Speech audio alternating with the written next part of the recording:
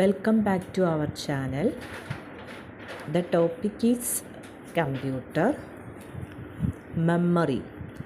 What is meant by memory? Memory consists of electronic chips.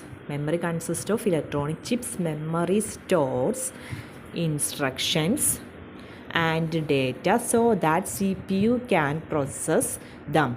It is the working space of the computer. Memory is the working space of the computer.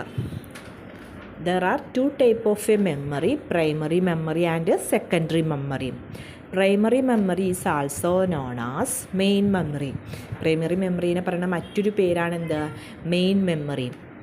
It is used by the CPU to store data that will currently being processed. നമ്മൾ datas store ചെയ്യാനും അത് process ചെയ്യാനും നമ്മൾ ഈ memory use ചെയ്യുന്നത്. അതിന് എക്സാമ്പിളാണ് ROM, RAM, cache memory. Cache memory എന്ന് പറഞ്ഞാൽ small മെമ്മറിയാണ്.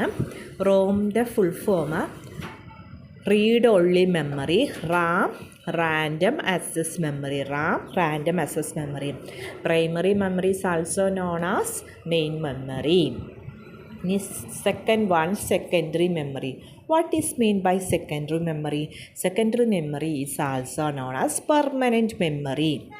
It is magnetic disk to store the data permanently. ഈ മെമ്മറിയിലെ ഡേറ്റാസ് പെർമനൻ്റ് ആയിട്ട് സ്റ്റോർ ചെയ്യും.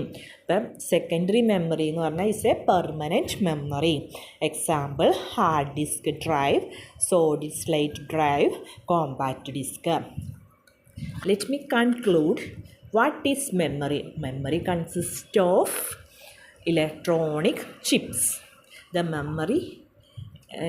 The memory are of two types, primary memory and secondary memory.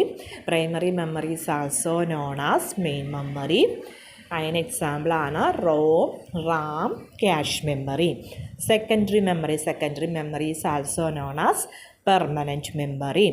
Example hard disk, solid state drive, compact disk.